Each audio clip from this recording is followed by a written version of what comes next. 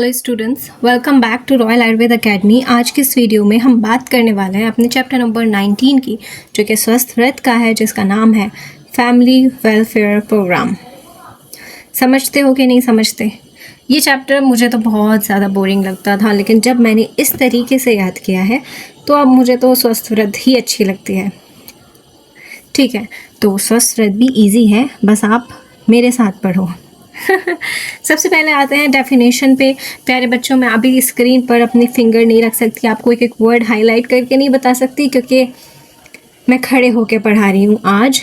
क्योंकि बैठे बैठे सारा दिन बैठे बैठे हो जाता है, वीडियोस बनाना है, एडिट करना बैठ के, बना भी रहे हैं बैठ के, तो इस तरह से मैं सारा दिन बैठी रहती हूँ। पढ़ती हूँ खुद का तो भी बैठ के, खाना खाते हैं वो बैठ के, तो सारा काम बैठ बैठ के हो रहा है। तो अब मैंने सोचा है कि खड़े होकर एटलीस्ट पढ़ा तो सकते हैं। कोशिश करूँगी मैं एडिटिंग भी चलते फिरते करूँ। ठीक है, सो डेफिनेशन ऑफ डेमोग्राफी क्या होता है? Demography is the scientific study of the size, distribution, composition and changes in human population due to birth, death, migration and aging. तो आप स्क्रीन पर नज़र रखिएगा। डेमोग्राफी क्या होता है? इट इज़ द स्टडी, किस चीज़ की स्टडी करनी है? साइज़ की। पॉपुलेशन का साइज़ क्या है, डिस्ट्रीब्यूशन किस तरह से है, उसका कंपोजिशन क्या है, और वो चेंज किस तरह से होता है, बर्थ की वजह से, डेथ की वजह से, माइग्रेशन की वजह से और एजिंग की वजह से। समझ आए? तो 4 तरीके से डेमोग्राफी या पॉपुलेशन साइज़ को चेंज किया जाता है। सबसे पहले डेथ से कम हो जाता है। एंट्री, डेमो जो इसकी ट्रिक लिखी है, ई से आता है एंट्री यानी बर्थ से, एम से माइग्रेशन से, ओवरऑल पॉपुलेशन चेंजेस यानी चेंज होती है। नेक्स्ट बात करते हैं source of demographic statistics in India. Very important question है, इसे मुझे हाईलाइट करना पड़ेगा, तो मैंने कर दिया। ये इम्पॉर्टेंट है, इसे इम्पॉर्टेंट लिखना पड़ेगा, सो मैंने लिख भी दिया है कि ये इम्पॉर्टेंट है, इससे क्वेश्चन बन सकता है। इस चैप्टर में कुछ चीज़ें ही हैं जो इम्पॉर्टेंट है। इसकी ट्रिक क्या है? Coffee can save smart students, but for me वो चाय है, जो चाय मुझे डिप्रेशन से और नींद से और फालतू की टेंशन से, टाइम पास के लिए जो मैं यूज़ करती हूँ, दैट इज़ चाय। मैं तो चाय पर्सन हूँ। ठीक है, आप कॉफ़ी पर्सन हो सकते हैं, तो आपके लिए ट्रिक है coffee can save smart studies, smart students. ठीक है, तो सी से आता है CCSSS, C2S3, सी से आता है सेंसस, भारत की जनगणना, सेंसस ऑफ इंडिया। मेरे पापा जिस डिपार्टमेंट में हैं, वहाँ पे पापा जब 2011 में जनगणना हुई थी, तो हमारे घर छोटे छोटे स्टिकर्स आते थे जनगणना के, तो वो यूज़ तो इतने नहीं हुआ करते थे, घर पे रख के रहते थे। उस पर लिखा होता था भारत की जनगणना, सेंसस ऑफ इंडिया 2011। अभी तो शायद जनगणना शुरू हो गई है 26 में, जहाँ 21 में होनी थी, बट कोरोना की वजह से वो इतना ज़्यादा लेट हो गया। ठीक है, तो कंडक्टेड एवरी 10 ईयर्स, जो 2011 में हुई थी वो 2021 में होनी थी। याद रखेंगे कि जनगणना कब होती है? हर 10 साल में। वैसे तो ये MCQ में आ नहीं सकता, क्योंकि बहुत तुच्चा क्वेश्चन होगा ये कि 10 साल में होता है, सबको पता है। Gives comprehensive information on population size, literacy, occupation, sex ratio and housing. इससे क्या पता चलता है? पॉपुलेशन का साइज़। ठीक है, कि पॉपुलेशन का साइज़ कितना बढ़ा, कितना कम हुआ या स्टेबल है। फिर आता है लिटरेसी, कि कितने घर के बच्चे पढ़ रहे हैं या कितने लोग पढ़ रहे हैं। ऑक्यूपेशन, क्या काम वो लोग कर रहे हैं। सेक्स रेशियो क्या है, कि मेल ज़्यादा है या फीमेल ज़्यादा है। वैसे तो बाय नेचर ही फीमेल ज़्यादा है। ठीक है, और जिसे कोई ऐसा नहीं है ख़त्म कर देगा, कैसे ख़त्म हो जाएगा? फीमेल ज़्यादा ही होती है। ठीक है, फीमेल दुनिया में ज़्यादा है। हाउसिंग, हाउस कैसा है। फिर आता है civil registration system, CRS, very important. Civil registration system important है, मैं इसे हाईलाइट करूँगी। कुछ चीज़ें तो ऐसी होती हैं जिन्हें हाईलाइट करने का मेरा खुद मन करता है कि भाई ये तो हाईलाइट करना पड़ेगा। स्टैट्यूटरी रिकॉर्डिंग, स्टैट्यूटरी यानी सिचुएशनल होता है। रिकॉर्डिंग सिस्टम, ठीक है, that record vital events. Vital मतलब बड़े बड़े, जैसे हमारे वाइटल ऑर्गन्स होते हैं, तीन होते हैं ना। बताओ मुझे कमेंट सेक्शन में, जिन्हें ट्राइपॉड ऑफ लाइफ कहा जाता है। बताओगे ना आप मुझे कमेंट सेक्शन में? तो कमेंट में बताइएगा कौन कौन से वाइटल ऑर्गन्स होते हैं। वाइटल इवेंट्स होते हैं जो कि बहुत ज़्यादा इंपॉर्टेंट इवेंट्स होते हैं, जैसे कि बर्थ एंड डेथ। देखो एग्जाम्पल से समझोगे, जब कोई बच्चा पैदा होता है तो अस्पताल से उसे एक पेपर मिलता है, बाकायदा जो प्रेस्क्रिप्शन पेपर होता है उस पर लिखा जाता है कि बच्चे का नाम तो नहीं, बच्चे का जन्म ये था, वज़न ये था, इस टाइम पे जन्म हुआ था, इस हॉस्पिटल में इस टाइम पे और इस डेट को, ठीक है, ये सारी चीज़ें। और अब इसमें क्या है, बर्थ हो गया, आपको पेपर पकड़ा दिया, अब आपका ये कर्तव्य है कि आप उस पेपर को लेकर 21 दिन के अंदर अंदर क्या करा लें, जन्म पत्री बनवा लें। मैंने आपको पहले ही बताया था, मेरी जो मदर है वो इस डिपार्टमेंट से जुड़ी हैं, तो जन्म पत्री बनाने के लिए भी हमारे साइन ज़रूरी होता है। तो लोग आते हैं 21 दिन के बाद, नहीं कभी 3-3, 4-4 साल बाद आते हैं कि जन्म पत्री बनवानी है। भाई ये क्या चीज़ है, फ्री में बनती है जन्म पत्री 21 दिन के अंदर अंदर, और अगर आप 22वें दिन भी जाओगे ना फिर तहसील से बनेगी।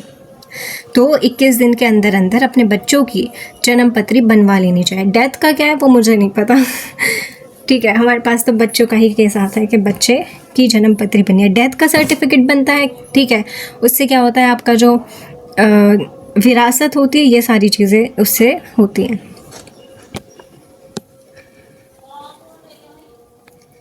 फिर आता है सैम्पल रजिस्ट्रेशन सिस्टम। अब 3 S होंगे।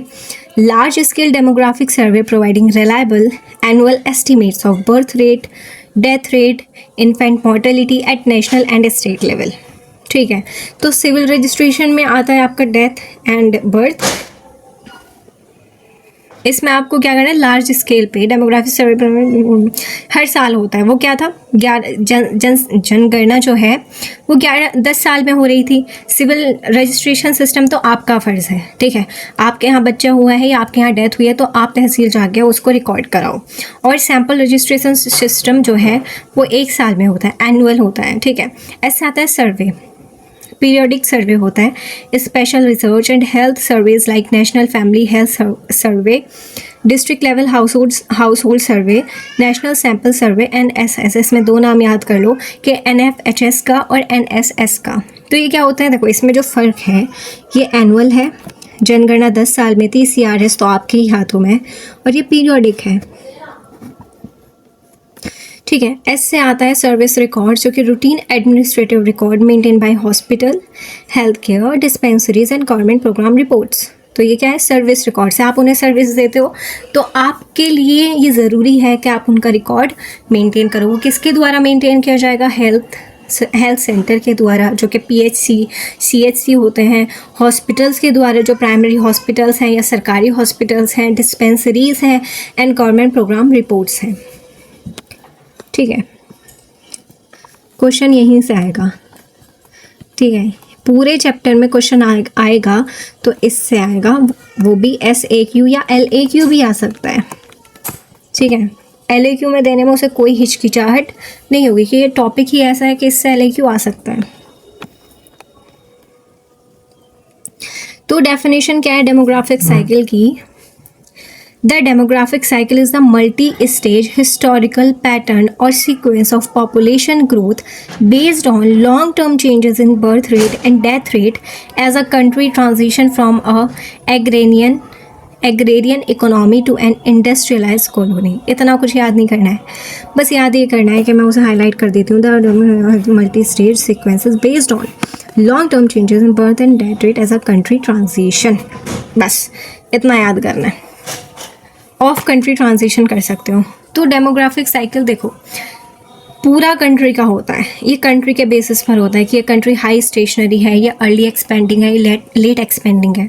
तो ये क्या, ये कंट्री के लिए यूज़ किया जाता है कि हमारी कंट्री किस लेवल पर है, ठीक है। एग्जाम्पल जब मैं आपको बताऊँगी ना तो आपको बहुत अच्छे से समझ आ जाएगा। तो डेमोग्राफिक साइकिल आपको बताती है एक वो पैटर्न या एक वो सीक्वेंस, किसका, पॉपुलेशन ग्रोथ का।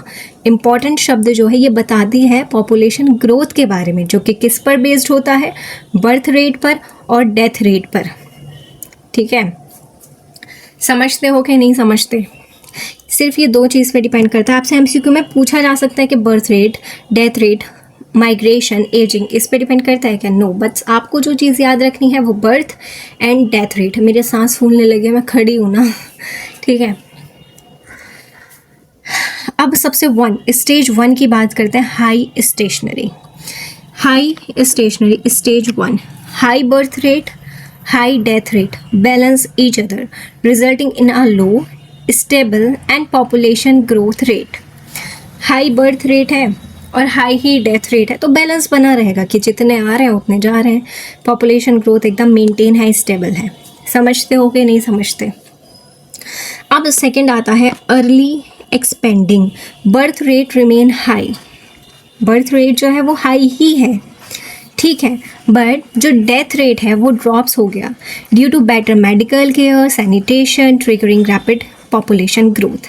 हाई स्टेशनरी में क्या था, जितने आ रहे हैं उतने जा रहे हैं, यानी जितने पैदा हो रहे हैं उतने मर रहे हैं, तो उससे क्या होगा, जो हमारा पॉपुलेशन है कंट्री का वो स्टेबल हो जाएगा। लेकिन अर्ली एक्सपेंडिंग, जो कि नाम से ही पता चल रहा है कि एक्सपेंड हो रहा है, तो इसमें क्या है, जो बर्थ रेट है वो तो हाई ही है, वो तो ज़्यादा ही है, लेकिन जो डेथ रेट है वो कम हो गया। वो कैसे कम होगा?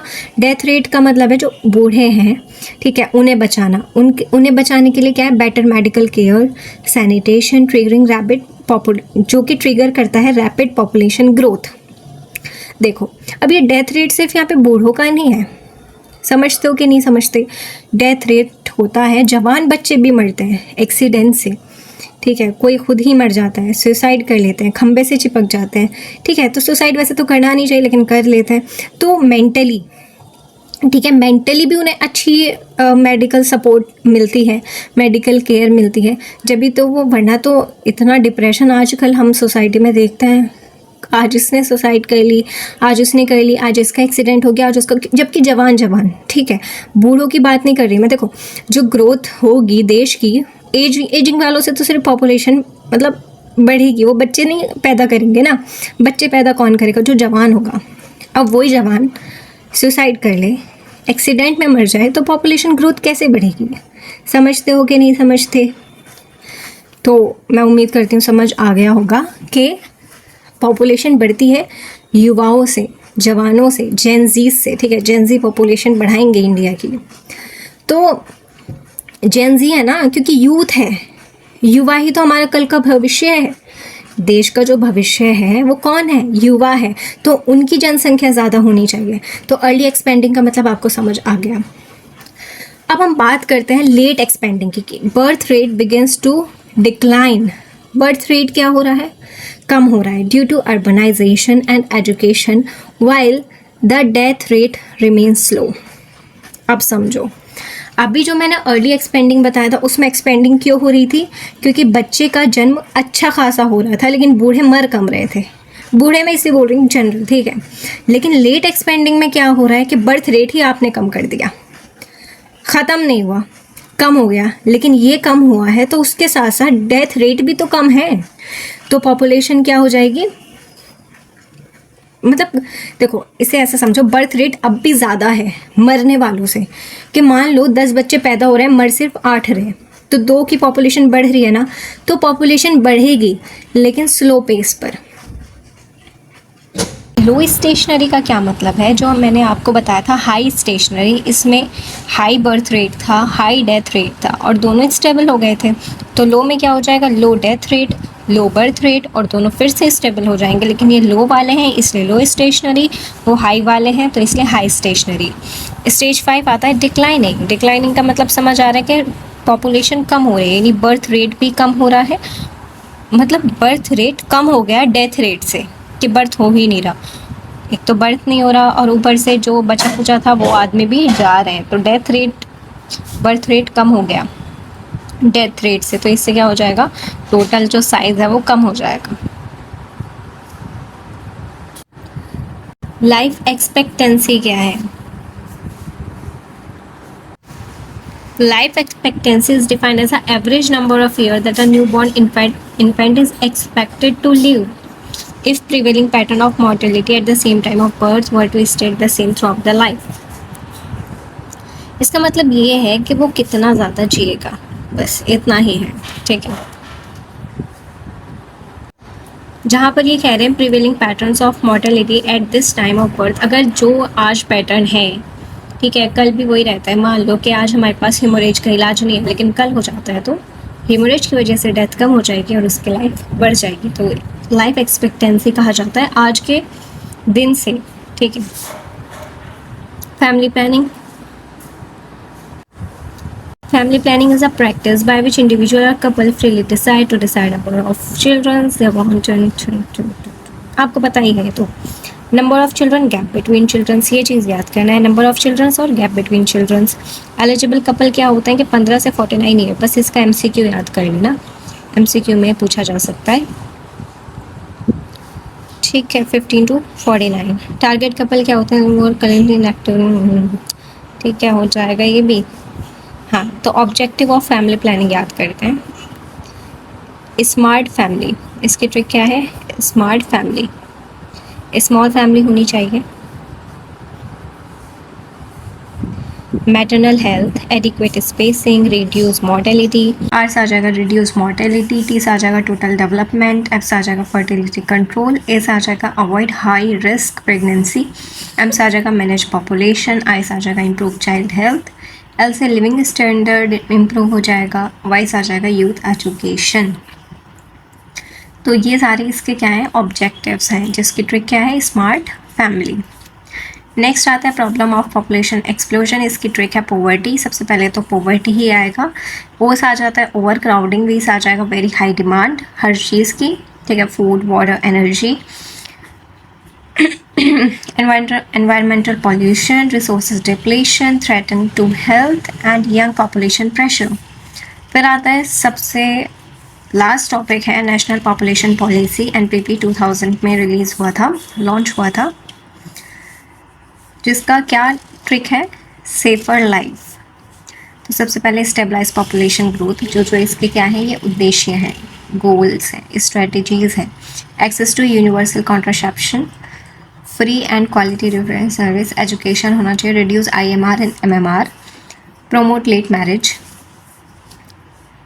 Immunisation for all childrens against vaccine preventable disease, F से आता है ये, और ई से आ जाए एम्पावर वुमेन।